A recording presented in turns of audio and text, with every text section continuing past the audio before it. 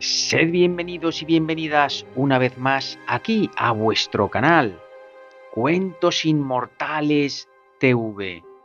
En el día de hoy voy a compartir con todos vosotros la tercera entrega de Cóctel de Cuentos. Bien, ya tenéis subida al canal la primera y la segunda entrega con unos cuentos que a mí me maravillan. Espero que a vosotros también.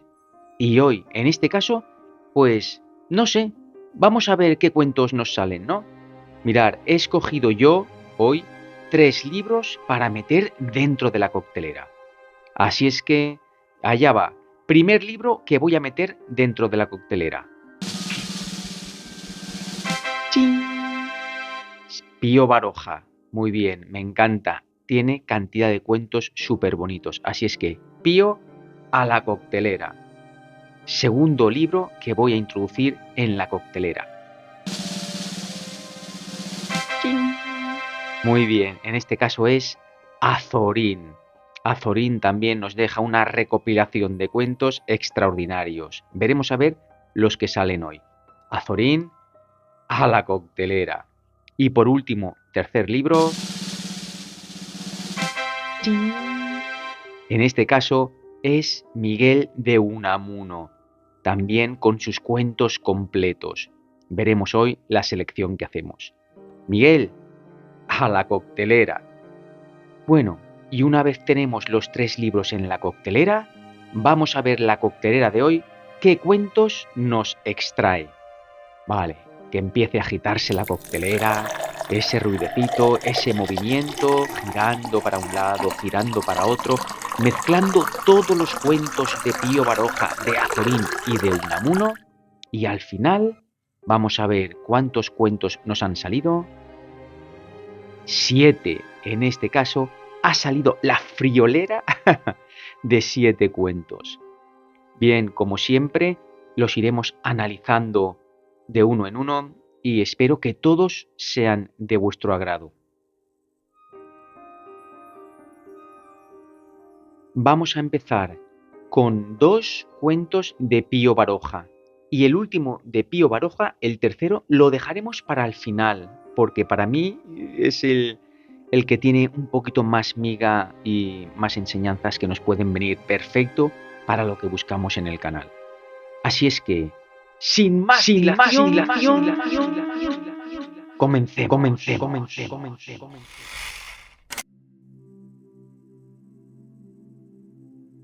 El reloj. Hay en los dominios de la fantasía bellas comarcas en donde los árboles suspiran y los arroyos cristalinos se deslizan cantando por entre orillas esmaltadas de flores a perderse en el azul mar. Lejos de estas comarcas, muy lejos de ellas, hay una región terrible y misteriosa en donde los árboles elevan al cielo sus descarnados brazos de espectro y en donde el silencio y la oscuridad proyectan sobre el alma rayos intensos de sombría desolación y de muerte. Y en lo más siniestro de esa región de sombra hay un castillo negro y grande, con torreones almenados, con su galería ojival ya derruida y un foso lleno de aguas muertas y malsanas. Yo la conozco esa región terrible. Una noche, emborrachado por mis tristezas y por el alcohol, iba por el camino tambaleándome como un barco viejo al compás de las notas de una vieja canción marinera. Era una canción, la mía, en tono menor, canción de pueblo salvaje y primitivo, triste como un canto luterano, canción serena de una amargura grande y sombría, de la amargura de la montaña y del bosque. Y era de noche. De repente sentí un gran terror. Me encontré junto al castillo y entré en una sala desierta. Un alcotán con una ala rota se arrastraba por el suelo. Desde la ventana se veía la luna, que iluminaba con su luz espectral el campo yerto y desnudo. En los fosos se estremecía el agua intranquila y llena de emanaciones. Arriba, en el cielo, el brillante Arturus resplandecía y titilaba con un parpadeo misterioso y confidencial. En la lejanía, las llamas de una hoguera se agitaban con el viento. En el ancho salón, adornado con negras colgaduras, puse mi cama de helechos secos. El salón estaba abandonado. Un braserillo, donde ardía un montón de teas, lo iluminaba. Junto a una pared del salón había un reloj gigantesco, alto y estrecho como un ataúd, un reloj de caja negra que, en las noches llenas de silencio, lanzaba su tic-tac metálico con la energía de una amenaza. «¡Ah, soy feliz!», me repetía a mí mismo. «Ya no oigo la odiosa voz humana. Nunca, nunca».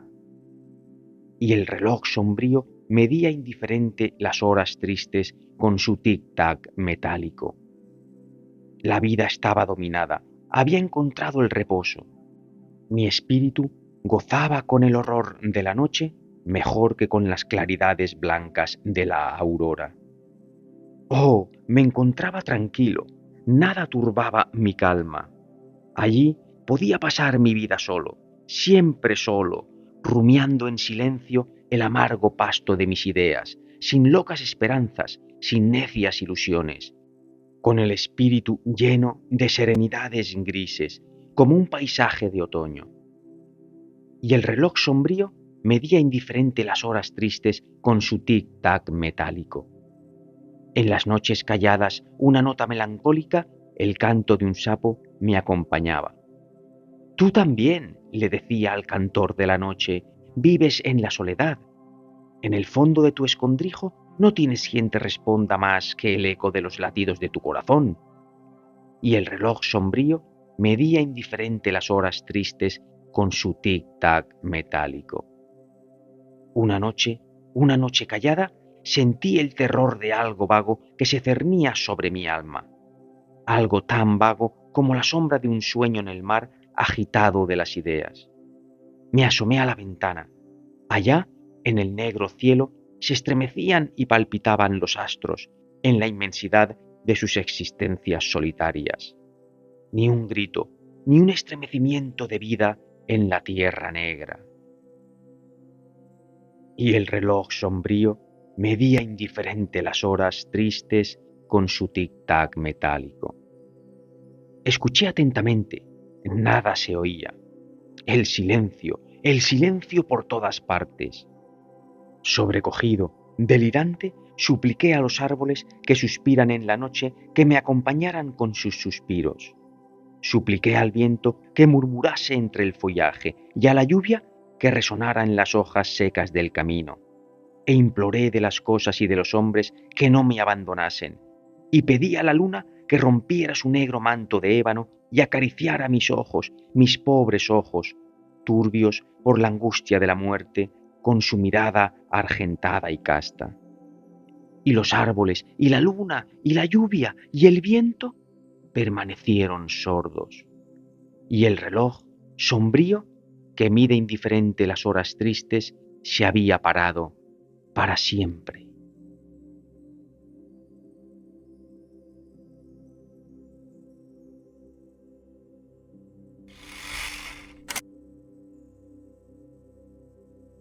La enamorada del talento. Era Matilde una muchacha rubia, de 20 años, de estatura mediana y de elegante aspecto. Sin ser bonita, tenía el raro don de agradar con su presencia a todo el mundo y solía encantar con su conversación. Sus amigas íntimas no comprendían la causa de tales triunfos y de que tuviese tan gran número de adoradores. Las amigas íntimas no comprenden nunca estas cosas. Decían que sus ojos no eran grandes ni rasgados, que su nariz no era perfecta, que su boca era más bien grande que chica, y aun cuando confesaban que su cabello rubio era abundante y hermoso, le encontraban, en cambio, un tono rojo, elegante, sí, pero no bonito. Respecto a su parte moral, era orgullosa, vanidosa y presumida. Las mujeres generalmente llaman buenas a las amigas feas y simpáticas a las viejas. Lo que callaba la intención piadosa de todas ellas era el atractivo poderoso, el gran encanto de Matilde, que consistía en un contraste de expresión entre los ojos claros, enigmáticos, impregnados de pensativa tristeza, y la boca fresca, sensual, de sonrisa irónica y burlona. Una vez, un señor amigo de su padre le dijo a Matilde que su rostro le recordaba algo al célebre retrato de la Gioconda de Vinci, y como vio al buen señor entusiasmado con el recuerdo, le preguntó si el retrato aquel estaba en el Museo de Madrid. Le dijeron que había uno, aunque el más famoso y más expresivo era el del Louvre. Matilde fue a verlo y encontró en el extraño aspecto de la veneciana pintada por Leonardo algo que imitar, cierta vaguedad de la mirada, cierto refinamiento perverso en la sonrisa. El cuadro del gran maestro italiano dio nueva pose a Matilde y encontró, contemplándolo, una coquetería más refinada, una sonrisa indescifrable. Aprendió a animar a un hombre sin dirigirle apenas la mirada y a desconcertarle luego con una sonrisa burlona, tranquila e indiferente. Como a hija única, su padre mimaba a Matilde y la dejaba hacer todos sus caprichos. Tenía una verdadera corte de amigas, unas más pobres, otras más feas, a las cuales convidaba a su palco o a dar paseos en su coche, siempre colmándolas de atenciones, atenciones que disimulaban bastante mal la superioridad que se asignaba Matilde sobre sus amigas. Matilde desdeñaba a los hombres vulgares. Quería para ella un talento grande, incomprensible, misterioso. Un hombre que reuniese una figura elegante y una inteligencia soberbia. Algo así como un Byron sin cojera. En lo que no se fijaba era en el dinero. Tenía bastante para los dos. Una noche, en el Real, vio a un hombre que le llamó poderosamente la atención. Era un joven alto, esbelto, con los ojos negros y rasgados, la cara triste y el cabello largo y negro como el ala del cuervo. Matilde le contempló atentamente con los gemelos y cuando vio que el romántico joven se había fijado en ella, desplegó todos sus encantos, unas veces mostrando su aristocrático perfil y su abundante cabellera dorada de tonos rojizos, otras mirándole ensimismada mientras jugueteaba con el abanico. Cuando Matilde salió de su palco, envuelta en la capa blanca de pieles, para entrar en el coche, vio al joven melancólico que la miraba con sus ojos grandes y tristes. Pronto se enteró de que era un pintor andaluz, Alonso de Guzmán, que volvía de Roma. Seguramente el hombre de genio que ella buscaba. Como Matilde conseguía todo de su padre, se arregló de manera que éste enviara a su admirador en busca de don Alonso de Guzmán para hacerle unos encargos. Don Alonso llegó y se decidió que hiciera el retrato de Matilde. Esta quería un retrato prerrafaelista, con una túnica azul y el pelo en dos bandas, y si podía ser, un lirio en la mano. El joven de Guzmán no entendía gran cosa de prerrafaelismo y empezó a su manera el retrato. El pintor era un vago completo, pero tenía gracia hablando y con historias y anécdotas de su vida de bohemio entretenía a Matilde y a su padre. Pero el retrato no adelantaba, y de Guzmán, para no seguirlo, convenció a Matilde de que tenía excepcionales dotes para la pintura y comenzó a darle lecciones del arte de apeles. Todos los días arreglaba Matilde poéticos ramos de flores y cuando llegaba el pintor comenzaba su trabajo. La institutriz leía mientras tanto una novela de Miss Braddon. Aquella mañana de verano, a la hora de llegar Guzmán, Matilde pintaba. La institutriz dormía con un libro en la mano. Al verse los dos libres de la observación escrutadora de la inglesa, se miraron hasta el alma. «Pinte usted, señor Guzmán», dijo ella. «Estoy nerviosa». Él tomó la paleta y los pinceles y se sentó en el taburete. Alonso, si no era un maestro, tenía posturas de maestro. Con la paleta en la mano izquierda, algo separada del cuerpo, el pincel en la derecha, mezcló unos cuantos colores, Entornó los ojos, dio 2 o 3 pinceladas y se quedó mirando a Matilde con un entusiasmo fogoso. ¿Por qué me mira usted así?, preguntó ella balbuciente. Porque la amo, exclamó él con la gallarda entonación de un tenor de zarzuela seria, y se levantó de su asiento. Oh, déjeme usted, dijo Matilde extendiendo los brazos. Entonces dígame usted que parta, añadió él tomando su mano y murmuró a su oído. Alma mía, mi estrella. Un golpe que derribó una silla despertó a la inglesa. Al día siguiente hubo explicaciones entre padre e hija. Ella le quería, era la verdad. El padre se dejó convencer. No tenía inconveniente en que el pintor volviese, con la condición de averiguar antes quién era y de qué familia venía. El administrador se enteró de todo. Sus noticias cayeron como una bomba. Primeramente, Guzmán no se llamaba Guzmán, ni Alonso. Su nombre era Miguel y su primer apellido Pérez. ¡Pérez! ¡Qué horror! Luego había sido siempre un rufián completo, viviendo a costa de las mujeres, y lo que era más terrible para Matilde, había pedido dinero a 2 elegantes prestamistas que se paseaban por la Castellana en coche de lujo, comprometiéndose a pagarles cuando se casara con ella. El golpe fue terrible para Matilde. Lloró, estuvo en cama con calentura, y ya algo más tranquila, hablando con su padre y con el amigo de su padre, el aficionado a la pintura reconoció que le había sugestionado más que la figura de Pérez, ¡qué horror!, su talento. ¿Talento?, replicó el amigo sonriendo. No lo ha tenido nunca. ¿Y mi retrato?, dijo Matilde. Es un mamarracho detestable. A Matilde, al oír esto, se le saltaron las lágrimas. Ella, la desdeñosa, la indiferente, había estado loca por aquel hombre, una especie de chulo, de seductor de oficio, que la había enloquecido con su vocabulario de soldado.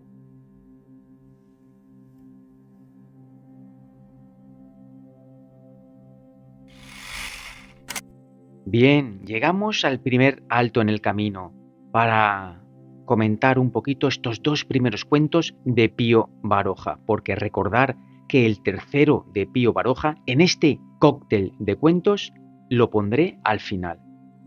Bueno, pues en el primer cuento, en el reloj, la verdad es que es un hombre que busca tanto la soledad, que busca tanto estar en conexión con el silencio, que al final como que se enloquece un poco, ¿no? Como que realmente el contacto con los demás nos es al final necesario. ¿Pensáis lo mismo? Y si hablamos del segundo cuento, ¿qué puedo decir? Que realmente las apariencias muchas veces no son lo que parecen. No es oro todo lo que reluce. Bien, ¿no os ha pasado muchas veces que habéis conocido a alguien y os ha parecido, lo habéis puesto en un pedestal y se os ha caído rápidamente con el paso del tiempo? Las falsas apariencias y las expectativas. No hay que tener expectativas por nadie. Realmente pienso así. Bueno, pues vamos a continuar con 2 cuentos más de Miguel de Unamuno. Adelante.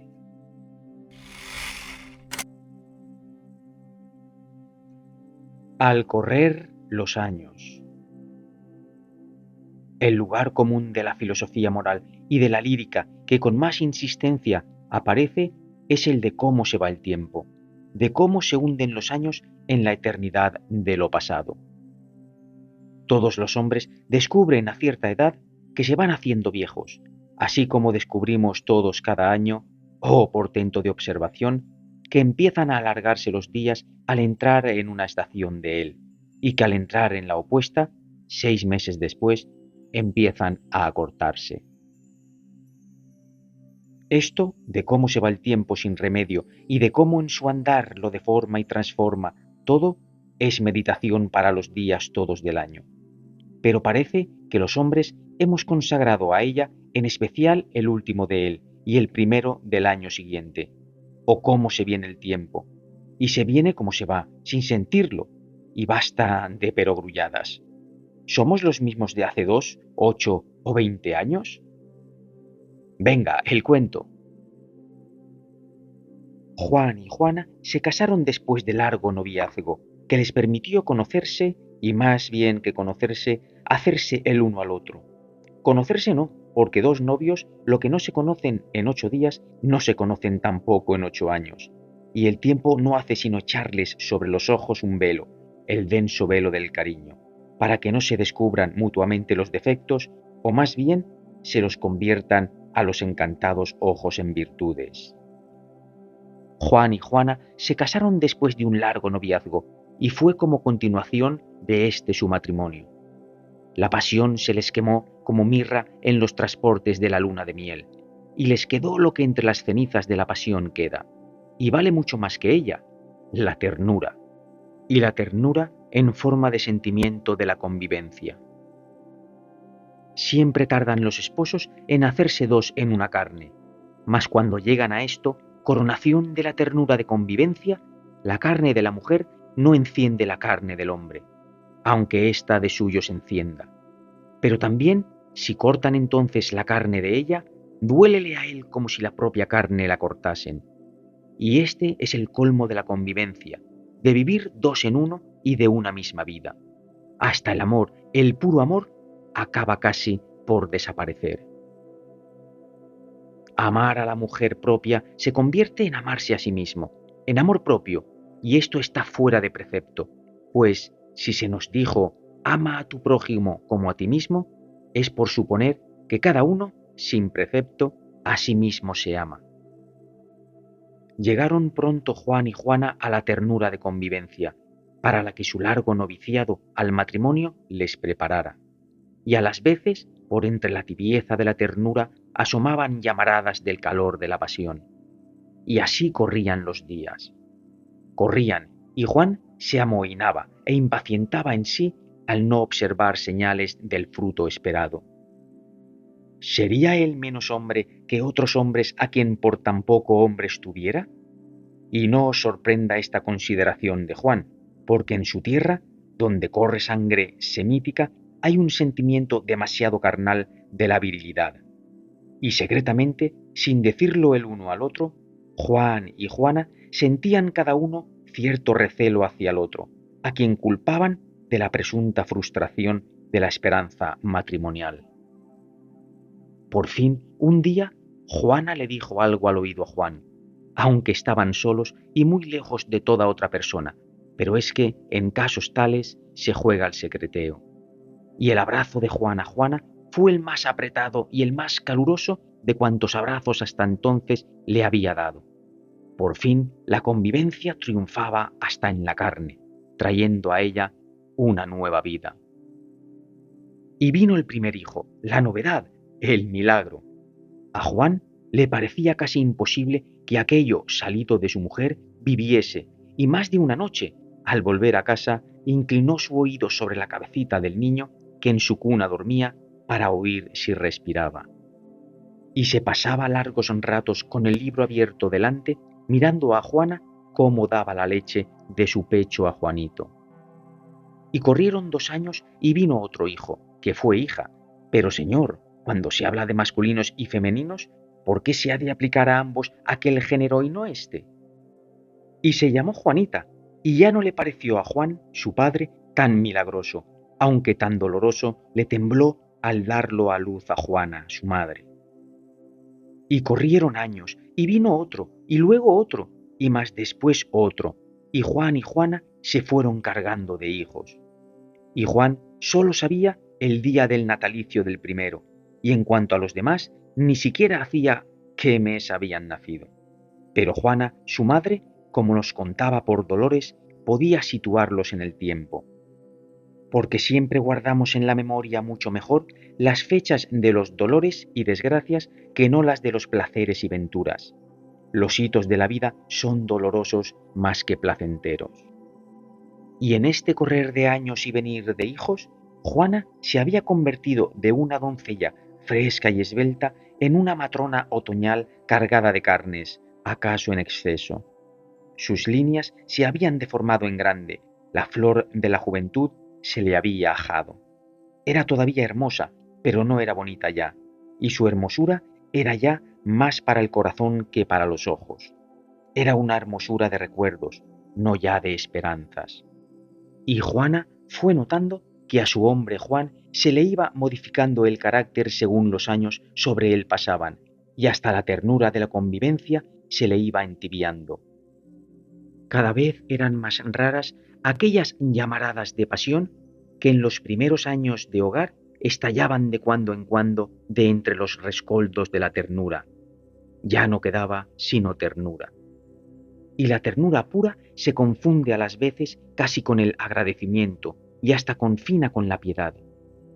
Ya a Juana los besos de Juan, su hombre, le parecían, más que besos a su mujer, besos a la madre de sus hijos, besos empapados en gratitud por habérselos dado tan hermosos y buenos. Besos empapados acaso en piedad por sentirla declinar en la vida. Y no hay amor verdadero y hondo, como era el amor de Juana a Juan, que se satisfaga con agradecimiento ni con piedad. El amor no quiere ser agradecido ni quiere ser compadecido. El amor quiere ser amado porque sí, y no por razón alguna, por noble que ésta sea. Pero Juana tenía ojos y tenía espejo, por una parte, y tenía, por otra, a sus hijos. Y tenía, además, fe en su marido, y respeto a él, y tenía, sobre todo, la ternura que todo lo allana. Mas creyó notar preocupado y mustio a su Juan, y a la vez que mustio y preocupado, excitado. Parecía como si una nueva juventud le agitara la sangre en las venas. Era como si al empezar su otoño, un veranillo de San Martín hiciera brotar en él flores tardías que habría de helar el invierno. Juan estaba, sí, mustio. Juan buscaba la soledad. Juan parecía pensar en cosas lejanas cuando su Juana le hablaba de cerca. Juan andaba distraído. Juana dio en observarle y en meditar, más con el corazón que con la cabeza, y acabó por descubrir lo que toda mujer acaba por descubrir siempre que fía la Inquisición al corazón y no a la cabeza. Descubrió que Juan andaba enamorado. No cabía duda alguna de ello. Y redobló Juana de cariño y ternura y abrazaba a su Juan como para defenderlo de una enemiga invisible, como para protegerlo de una mala tentación, de un pensamiento malo. Y Juan, medio adivinando el sentido de aquellos abrazos de renovada pasión, se dejaba querer y redoblaba ternura, agradecimiento y piedad, hasta lograr reavivar la casi extinguida llama de la pasión que del todo es inextinguible. Y había entre Juan y Juana un secreto patente a ambos, un secreto en secreto confesado. Y Juana empezó a acechar discretamente a su Juan buscando el objeto de la nueva pasión, y no lo hallaba. ¿A quién no fuese ella amaría Juan? Hasta que un día, y cuando él y donde él, su Juan, menos lo sospechaba, lo sorprendió, sin que él se percatara de ello, besando un retrato. Y se retiró angustiada, pero resuelta a saber de quién era el retrato. Y fue desde aquel día una labor astuta, callada y paciente, siempre tras el misterioso retrato, guardándose la angustia, redoblando de pasión, de abrazos protectores. Por fin un día, aquel hombre, prevenido y cauto, aquel hombre tan astuto y tan sobre sí siempre, dejó, ¿sería adrede? Dejó al descuido la cartera en que guardaba el retrato. Y Juana, temblorosa, oyendo las llamadas de su propio corazón que le advertía, llena de curiosidad, de celos, de compasión, de miedo y de vergüenza, echó mano a la cartera. Allí estaba el retrato. Sí, era aquel, el mismo. Lo recordaba bien. Ella no lo vio sino por el revés cuando su Juan lo besaba apasionado, pero aquel mismo revés, aquel mismo que estaba entonces viendo. Se detuvo un momento, dejó la cartera, fue a la puerta, escuchó un rato y luego la cerró. Y agarró el retrato, le dio la vuelta y clavó en él los ojos. Juana quedó atónita, pálida primero y encendida de rubor después. 2 gruesas lágrimas rodaron de sus ojos al retrato y luego las enjugó besándolo. Aquel retrato era un retrato de ella misma, solo que, ay, póstumo, cuán fugaces corren los años. Era un retrato de ella cuando tenía 23 años, meses antes de casarse. Era un retrato que Juana dio a su Juan cuando eran novios. Y ante el retrato resurgió a sus ojos todo aquel pasado de pasión, cuando Juan no tenía una sola cana y era ella esbelta y fresca como un pimpollo. ¿Sintió Juana celos de sí misma? O mejor, ¿sintió la Juana de los 45 años celos de la Juana de los 23, de su otra Juana? No, sino que sintió compasión de sí misma, y con ella ternura, y con la ternura cariño. Y tomó el retrato y se lo guardó en el seno. Cuando Juan se encontró sin el retrato en la cartera, receló algo y se mostró inquieto. Era una noche de invierno, y Juan y Juana, acostados ya los hijos, se encontraban solos junto al fuego del hogar. Juan leía un libro, Juana hacía labor. De pronto, Juana dijo a Juan: «Oye, Juan, tengo algo que decirte. Di, Juana, lo que quieras». Como los enamorados gustaban de repetirse uno a otro el nombre. «Tú, Juan, guardas un secreto». «¿Yo? No». «Te digo que sí, Juan». «Te digo que no, Juana». «Te lo he sorprendido, así es que no me lo niegues, Juan». «Pues, si es así, descúbremelo». Entonces Juana sacó el retrato y, alargándoselo a Juan, le dijo con lágrimas en la voz: «Anda, toma y bésalo cuanto quieras, pero no a escondidas». Juan se puso encarnado y, apenas repuesto de la emoción de sorpresa, tomó el retrato, lo echó al fuego y, acercándose a Juana y tomándola en sus brazos y sentándola sobre sus rodillas que temblaban, le dio un largo y apretado beso en la boca. Un beso en que, de plenitud de la ternura, refloreció la pasión primera.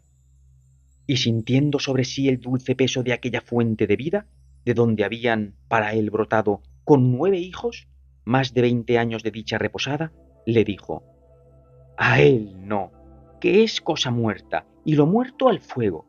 A él no, sino a ti, mi Juana, mi vida, a ti, que estás viva y me has dado vida, a ti».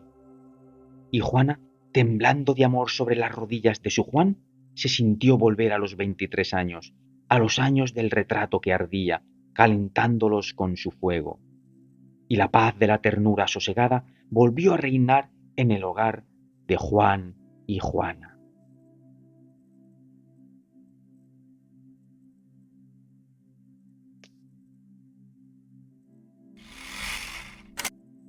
Bien se merece un parón este primer cuento de Miguel de Unamuno. La pareja feliz la llamaría yo. 9 hijos.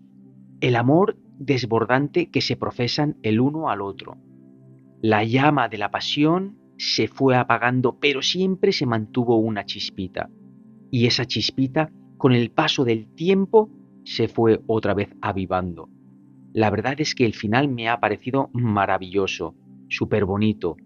Ojalá todo el mundo pudiera encontrar su media naranja, su pareja ideal, y ser hasta el fin de los tiempos bendecidos por el amor de la manera en que lo estaban Juan y Juana. Encantador. Pero vamos a ver el segundo cuento de Unamuno.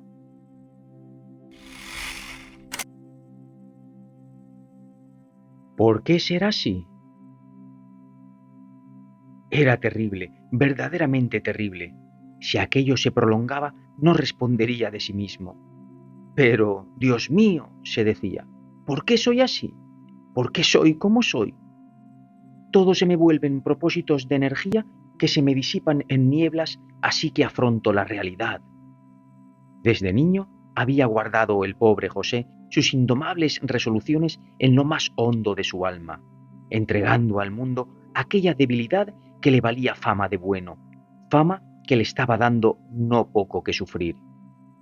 Porque era bueno, positivamente bueno, y si no había estallado más de una vez, fue por bondad y reflexión. Estaba seguro de ello.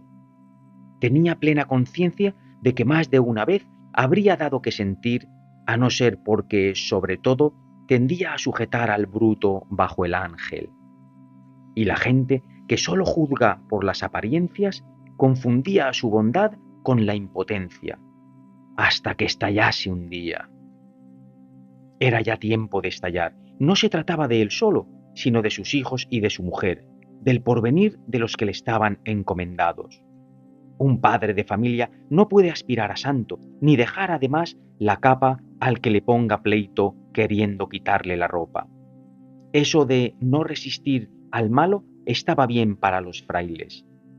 ¿Es compatible la más alta perfección cristiana con las necesidades de la familia? No podía hacer a sus hijos víctimas de su bondad. Tenía que azuzar por un momento al bruto que en él dormía. Ahora verían quién era él. José el manso, el paciente.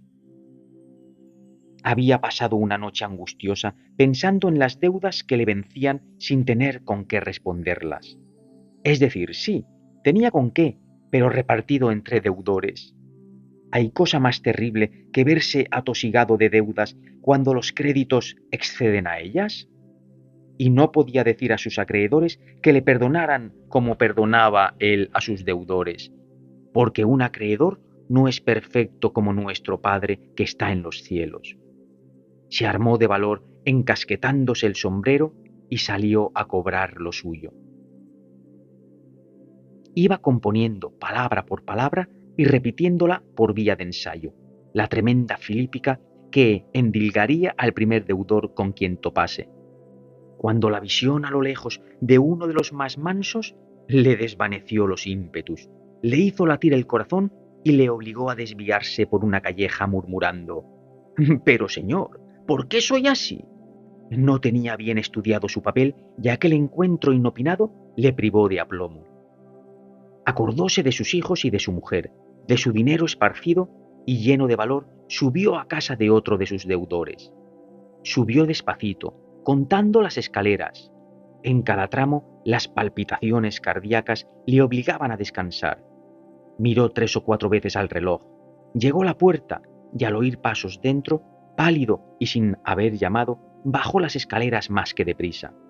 Los pasos habían sido de él, de Eustaquio. No le dejaban tiempo de prepararse, le sorprendían antes de haberse puesto en guardia.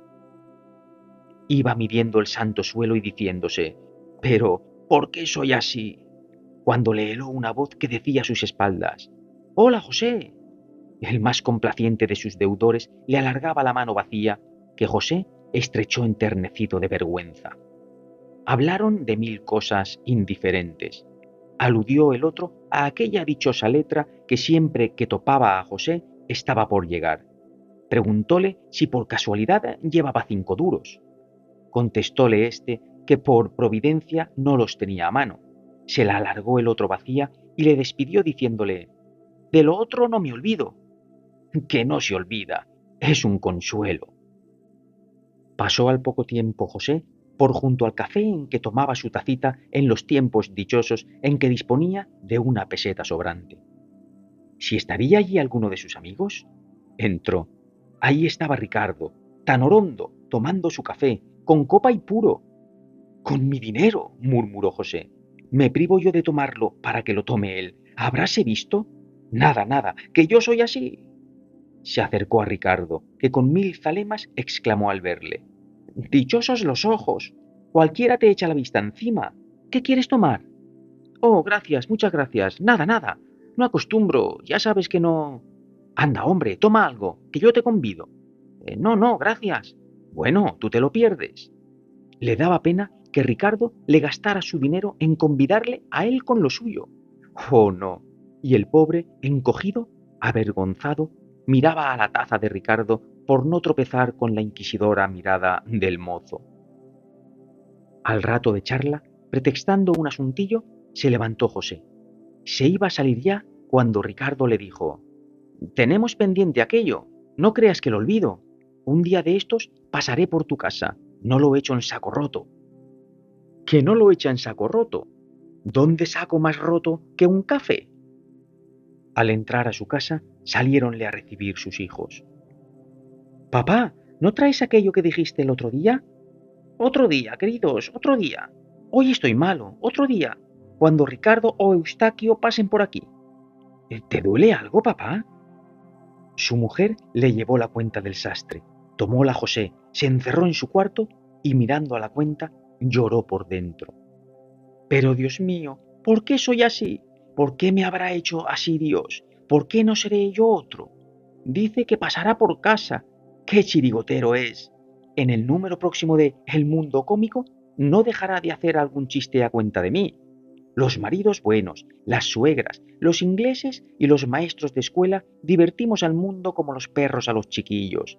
Tírale, tírale del rabo, verás, verás cómo chilla.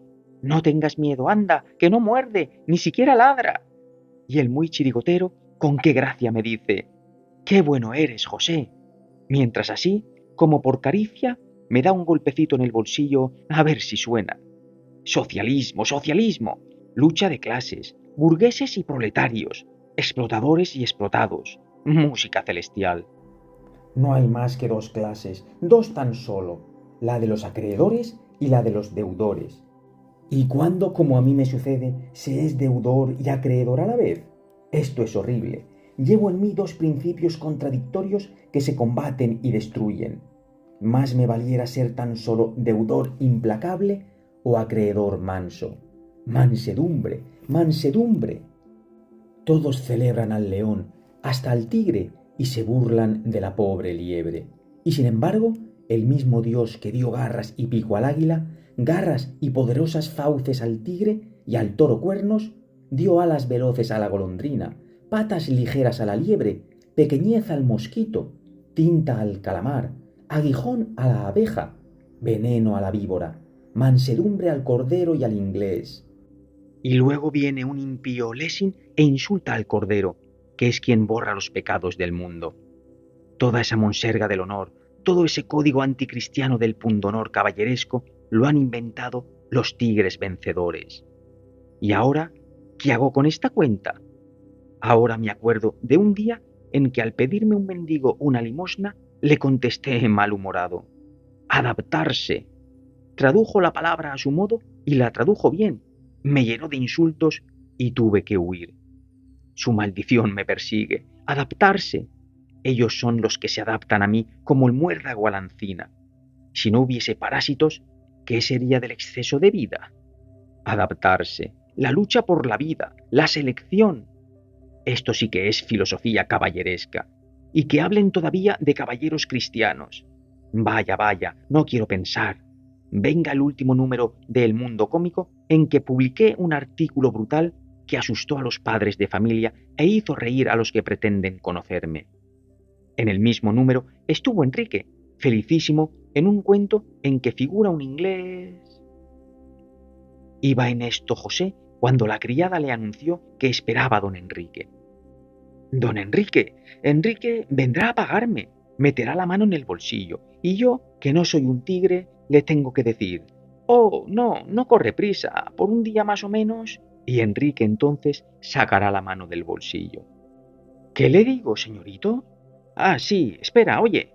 Sacará la mano del bolsillo, la sacará, me la alargará y dirá, puesto que no te corre prisa, dame 5 duros más y serán en números redondos 50 duros, 1000 reales, y así que cobre una cuentecilla, te lo pagaré todo junto. ¿Qué le digo, señorito? ¿Qué está esperando?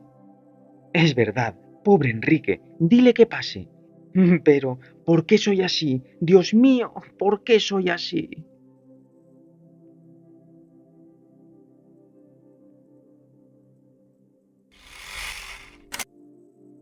Otro maravilloso cuento de Miguel de Unamuno. Pero os tengo que hacer esta pregunta. ¿Vosotros qué preferéis? ¿Ser acreedores o ser quizás deudores? El acreedor siempre nervioso porque le deben dinero, en busca de sus deudores. Y en cambio, el deudor, pues depende del tipo de persona que sea. Si es una persona que realmente tiene poca vergüenza y poco sentido de la responsabilidad, pues quizás no le importe y viva como estos deudores de nuestro personaje del cuento, ¿no? Pues súper despreocupados. Pero yo, desde luego, si a alguien le debo 1 euro, o sea, no se me va de la cabeza. Al final, pues depende de la persona. ¿Vosotros qué preferéis, ser acreedores o deudores? Dejármelo ahí. Y si os está gustando, por favor, el like, que después no hay suficientes likes, hay muy poquitos. Vamos a dejar ese like, por favor. Venga, ser buenos. Y ahora pasemos ya a los siguientes cuentos de Azorín.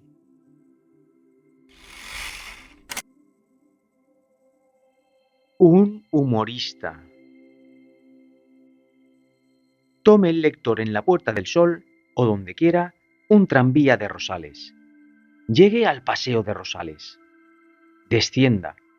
Comience a bajar por uno de los caminos que llegan a la carretera que atraviesa el Parque del Oeste. Caminando por esa carretera, hacia abajo se llega al Paseo de Ruperto Chapí.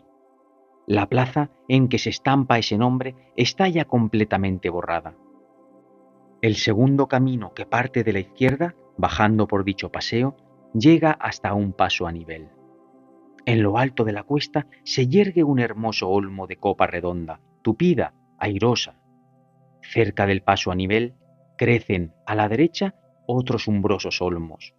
Debajo de ellas, a su sombra, se ven 2 bancos. Y enfrente, rebozada entre la fronda de los árboles, colocada en un alterón, se ve la techumbre de la casilla del guardabarrera. Saliendo de la estación del norte, el primer paso a nivel es el de San Antonio de la Florida. Después viene este. Luego surge el puente de los franceses. Todas las tardes, a las 3 en punto, sale de la estación un largo tren de mercancías. Al final, lleva un coche de viajeros, coche con varios departamentos de segunda y tercera. Y todas las tardes, en el mes de junio, a la hora de pleno sol, a las 2:30, llegaba hasta el paso a nivel un señor correcto, elegante, un poco viejo. A esa hora, todo el Parque del Oeste está desierto. El sol cae a torrentes entre el follaje de los árboles. Grandes y resplandecientes manchas de luz brillan entre las sombras. Chirrían perseverantes las cigarras. Cantan en los estanques y caceras las ranas. De cuando en cuando rasga los aires el silbido de una locomotora. El señor correcto y elegante permanecía sentado en el banco junto al paso a nivel hasta que veía pasar el tren de las 3. El tren pasaba todavía lento, majestuoso. En la chimenea de la poderosa locomotora, el caballero leía 245 o 488 o 514. Luego, un poco pensativo, un poco triste, sacaba de una cartera roja un papelito, escribía unas palabras, lo doblaba y lo tornaba a guardar. La guardabarrera era una anciana. Salía al oír resoplar el tren de lejos, cerraba la verja del paso a nivel y presentaba al paso del tren el banderín verde enrollado. He dicho que guardaba el paso a nivel una mujer. Quien lo guardaba realmente era un anciano, víctima de un accidente del trabajo, cojo, achacoso, muy enfermo. Pero quien salía al paso de los trenes era una mujer. Después, cuando pasaba el tren, todas las tardes, la mujer se llegaba hasta un corralito que había, y sigue habiendo, detrás de los 2 mencionados bancos, frente a la casa, y volvía a salir con 3 o 4 huevos en la mano. 3 o 4 huevos que unas gallinas castellanas pequeñitas acababan de poner. Y las cigarras chirriaban, y las ranas croaban, y las sirenas de las locomotoras lanzaban lejanos y agudos gritos. La llegada al paso a nivel, a esta hora, en verano, bajo el ardiente sol, de un caballero elegante, rico al parecer, era una cosa extraña. Meses antes, en este paso a nivel, se había arrojado un caballero. La cosa era para inspirar cuidado. Pero este caballero parecía un hombre pacífico, dulce, cordial, un poco soñador. ¿Sabe usted dónde va este tren? Preguntó una tarde el caballero a la guardabarrera. Seguramente que sí lo sabe usted. ¿Tiene usted la bondad de decírmelo? El tren iba a Segovia. Muchos de estos vagones de Segovia seguían más adelante. En unos ponía Medina, en otros Alsasua, en otros San Sebastián. Las pocas palabras cambiadas con la guardabarrera esta tarde se convirtieron en más, muchas más, a la tarde siguiente. Las preguntas que hacía el caballero misterioso eran todas referentes a los trenes. Hablaban los tres, el anciano, la anciana y el caballero, cordialmente. Pero la sospecha, el recelo, la suspicacia de los viejos no acababa de disiparse. Decididamente, este señor tramaba algo. Algo raro debía estar meditando. ¿Cómo un señor elegante, debía de ser rico, venía al paso a nivel del Parque del Oeste a estas horas insólitas? ¿Y por qué permanecía absorto, meditabundo, sentado en un banco bajo el frondoso olmo? Y las cigarras chirriaban, y las ranas cantaban, y las locomotoras, a lo lejos, silbaban largamente.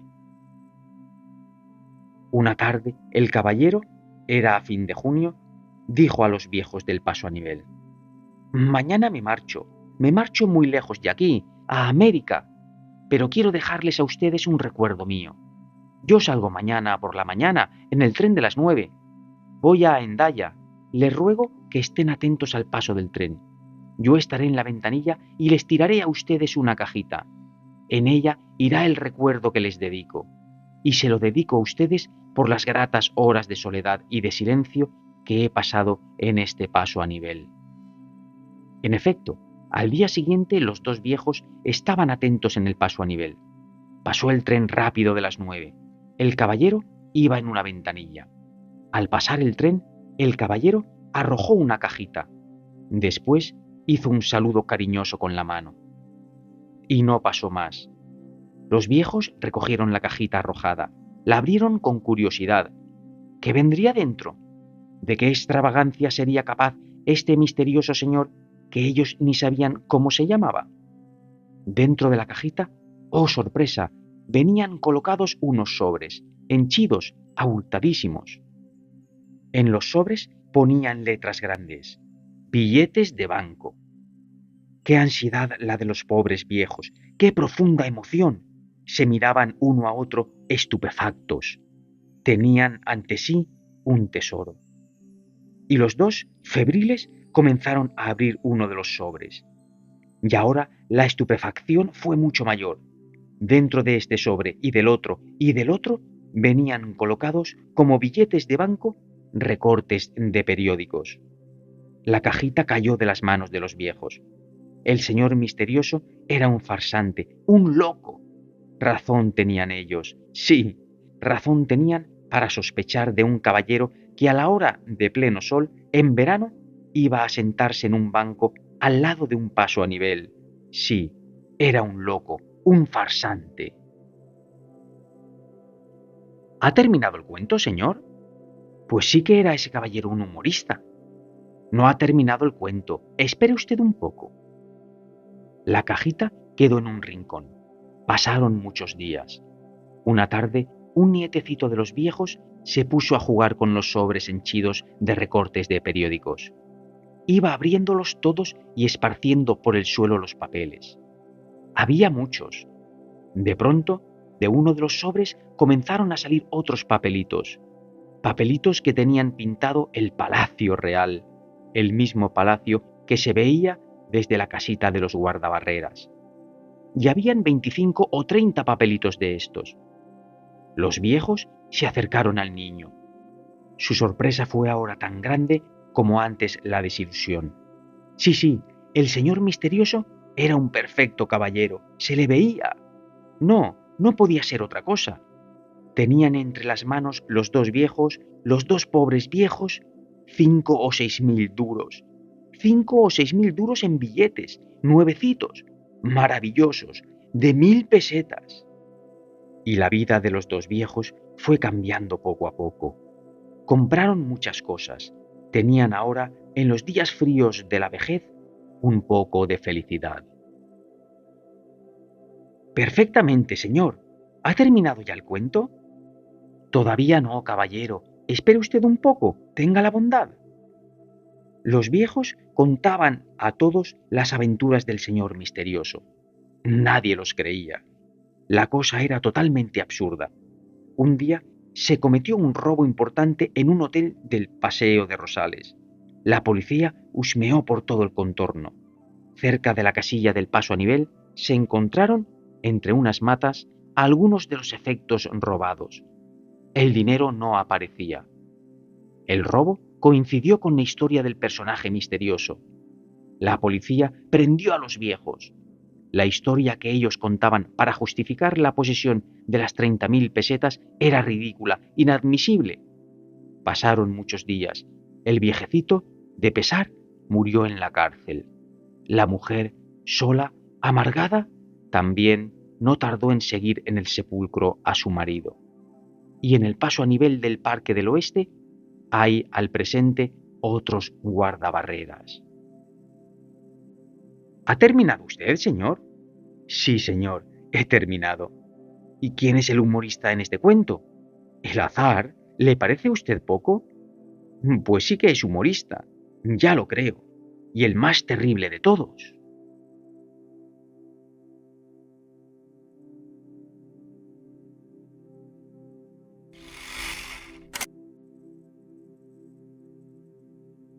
Consejos de Ovidio.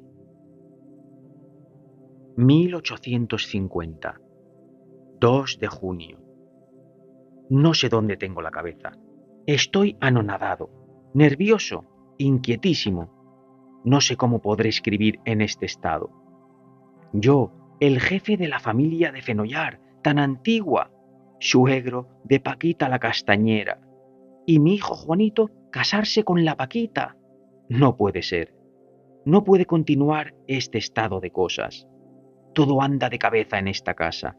La familia está revuelta, indignada. Tíos, hermanos, primos, parientes lejanos, todos me amonestan, me exhortan, me increpan. Yo no puedo hacer más de lo que hago. He hablado con todos los tonos a Juanito. Le he amenazado, le he rogado, le he predicado no sé cuántas veces. Y él como si oyera llover. Paquita le tiene hechizado. Juanito está atontolinado. Y ahora, hace un momento, nos hemos reunido toda la familia en una asamblea magna. No ha faltado nadie. Han venido todos, hasta de muchas leguas de distancia. El salón de arriba de la casa, el de los retratos, estaba lleno de tíos, tías, primos, primas. Todos gritábamos. Naturalmente, no se puede discutir de otro modo en España. Todos vociferábamos. Todos clamábamos contra la vergüenza, la indignidad, la infamia que Juanito prepara a la familia. El título de Marqués de Fenollar llevado por Paquita la Castañera. Por Paquita, hija de la Pepona y de Paco el Herrador. No puede ser esto. Pero, ¿qué solución dará al asunto? Juanito no escucha razones. Su amor es una violenta pasión. Nadie acertaba a dar una solución. Todos gritaban, vociferaban, chillaban. Y de pronto, Leandro, mi hermano Leandro, nos ha dicho que él tenía, sí, una solución. Leandro es un erudito, tiene la manía de los libros, todo se lo gasta en libros. Es absurdo que un miembro de la familia Fenollar haga esas cosas. Como decía Beaumarchais en una comedia que vi en París, la madre culpable. Al paso que vamos, pronto no habrá medio de distinguir a un caballero de un sabio. Claro que Beaumarchais lo decía en tono de sorna. Leandro debiera vivir de otro modo, no leer tanto, considerar que un caballero como él no necesita andar de acá para allá con tanto librote y tanto papelucho. Le hemos oído en silencio. Ha estado bien, Leandro. No, si tiene talento. Si no tuviera esa manía de los libros... Leandro ha dicho que él se encarga de apartar a Juanito de su funesta pasión. No nos ha querido decir el secreto, pero como hablaba con tanta convicción, con tanto fuego... 3 de junio. Leandro ha estado conmigo un largo rato. Le he preguntado sobre su secreto para remediar esta infamia de la familia. Me ha sido franco. Me ha dicho que ya hace muchos siglos un poeta latino, Ovidio, dio soluciones para casos, como este en su libro Remedios de Amor. Para apartar de la mente de un amador la idea de su amada, es preciso ocupar al amador en otras cosas, en otro asunto, en otros lances. Distrayendo la calenturienta imaginación, llevándola a otra parte, el amor se debilita, decae, se desvanece, muere. Leandro va a encargarse de esta delicada operación respecto a Juanito. Ovidio es digno de fe. Digo, me parece a mí, a menos que él y Leandro sean unos ilusos. Todo podía ser. 6 de junio. Me dicen que Juanito y Leandro estuvieron anoche en la tiritimba del Círculo de la Amistad. Juanito perdió 500 pesetas. Dicen también que iba un poco alegre. Por otra parte, tengo buenos espías, que estos días no ha entrado Juanito en casa de la Paquita. Adelante, 500 pesetas de pérdidas, y ya daría yo 1000, 5000, 10.000 para que Juanito no volviera a acordarse más de la hija de la Pepona y de Paco el Herrador. 12 de junio. Juanito ha dado varios espectáculos. ¿Cómo lo diré? Varios espectáculos poco edificantes. Le han visto ebrio en varios sitios de la ciudad. Ha perdido en el círculo 10 o 12.000 pesetas. A casa me dice Damaso el criado que ha venido tambaleándose de madrugada varios días. No me gusta el giro que van tomando las cosas. He consultado a Leandro. Diré, antes de que se me olvide, que Paquita no ha vuelto a ser visitada por Juanito. Cosa es esta excelente. Nadie creería tal milagro.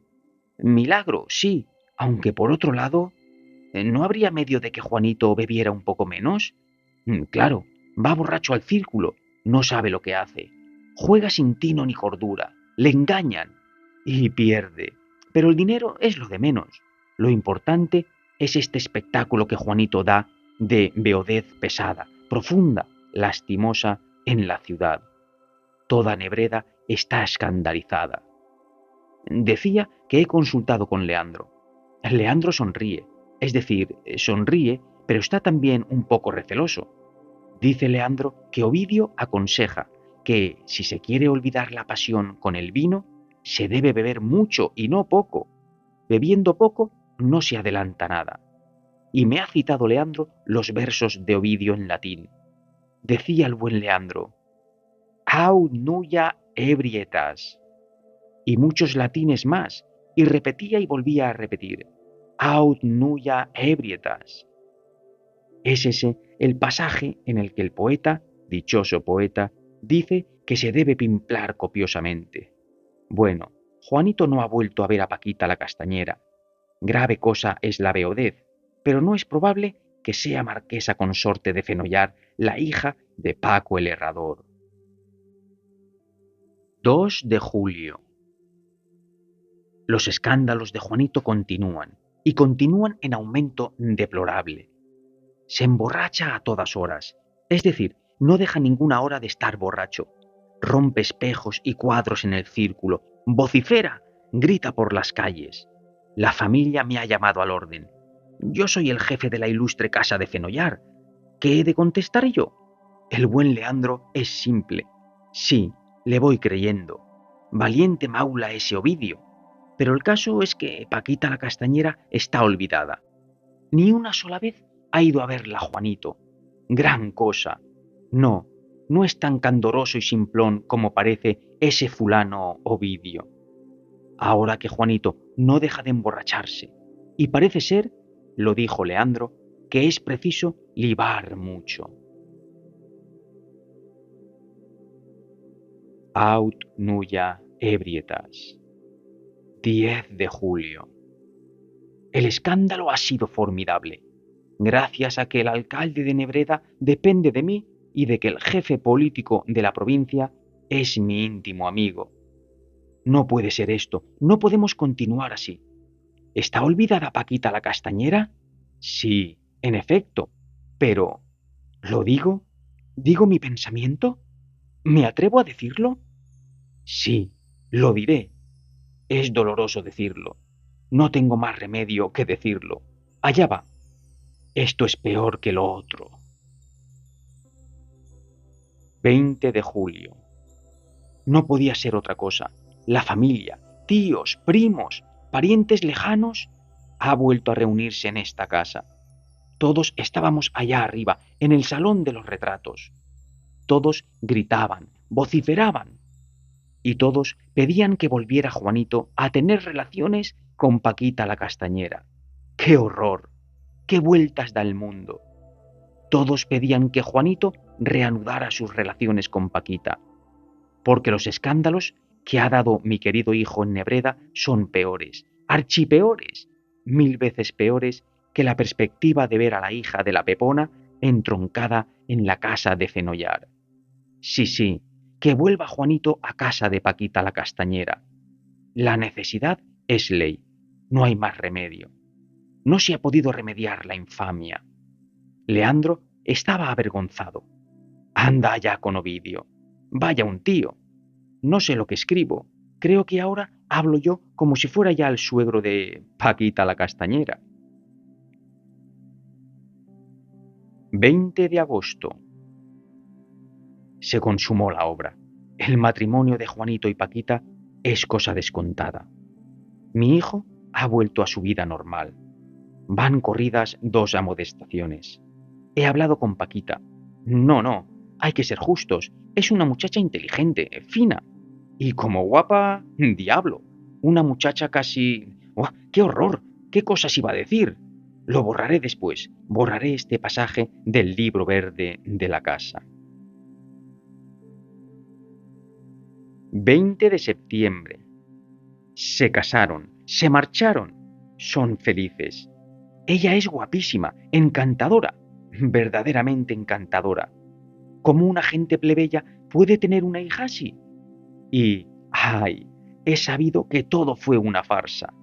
Todo lo que hizo Juanito fue aconsejado por Paquita. No dejaron de verse ni un solo día.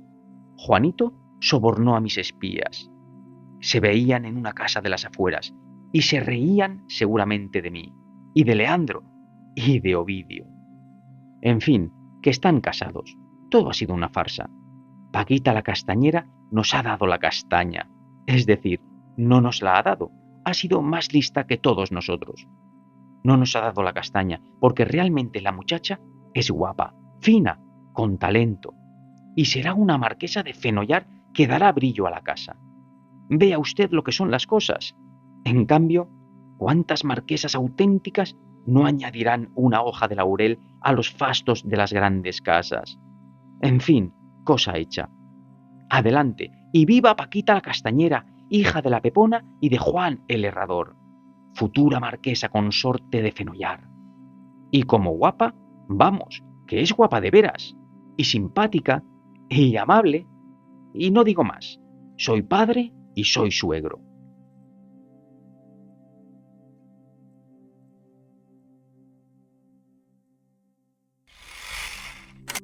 Bueno, se acabaron los 2 cuentos de Azorín. Preciosos. La verdad es que, ¿qué os ha parecido? El humorista, el azar es el humorista. Si es que pienso yo que a veces es mejor callar y no decir nada a nadie de algo bueno que te ha pasado que ir jactándose de ello y cantándolo a los 4 vientos. Y es lo que les pasó a esta pareja de ancianos que trabajaban de guardabarreras, ¿no os parece? Al final, si no hubieran dicho nada, la policía no se hubiera enterado de que les había caído del cielo un dinero. Bueno, y ahí queda. Y el segundo cuento, Consejos de Ovidio, también un cuento un tanto especial. ¿Por qué han de ser otras personas las que seleccionen para nosotros la pareja con la que debemos estar? ¿Por qué no nos dejan tranquilos y nos dejan vivir nuestra vida a nuestro gusto? La vida es nuestra, nadie la puede vivir por nosotros. Disfrutémosla a nuestra manera. Así es que me parece muy bien la lección que les dieron a esta familia no aristócrata entre el novio y la novia. O sea, entre Paquita la Castañera y su novio a la familia de Fenollar. Pero no os vayáis todavía. Todavía nos queda un último cuento, el que estábamos esperando, porque creo que os gustará un montón. Último cuento, en este caso, de Pío Baroja. Escuchémoslo. Piedad postrera. Fue el tiempo de una terrible exaltación de la piedad. El mundo había encontrado nuevamente la luz y la oscuridad ya no existía. Porque la humanidad había sentido en su alma la conciencia del infinito y el horizonte de la vida era cada vez más grande y cada vez más azul. El hombre ya no podía soportar el espectáculo del sufrimiento ajeno y se desvivía por los demás. El rico había comenzado por desprenderse de lo superfluo y quería partir con sus semejantes lo necesario, y el pobre se resistía a tomarlo y ambos eran felices. Pero al corazón generoso del hombre esto no le bastaba, y trató también de llevar la felicidad a los animales y a las plantas, y a todo lo que vive, y a todo lo que siente. Porque en todo está la idea, y todo es la idea, y la idea es Dios. Y el hombre recordó que Jehová había dicho, no matarás, y se abstuvo de derramar sangre de hombre. Y recordó que en el Eclesiastés estaba escrito, porque el suceso de los hijos de los hombres y el suceso del animal, el mismo suceso es. Como mueren los unos, así mueren los otros, y una misma respiración tienen todos. Y se abstuvo de derramar sangre de animal. En una inmensa pradera bañada por el sol, celebraron en el mundo la fiesta de la emancipación de los vivos. Y por delante del hombre desfilaron los animales, llenos de inmenso agradecimiento, los caballos y los asnos, las vacas, los perros, los elefantes, los leones y las serpientes, y todos miraban al hombre con amor, porque había dejado de ser su verdugo para ser su verdadero amigo.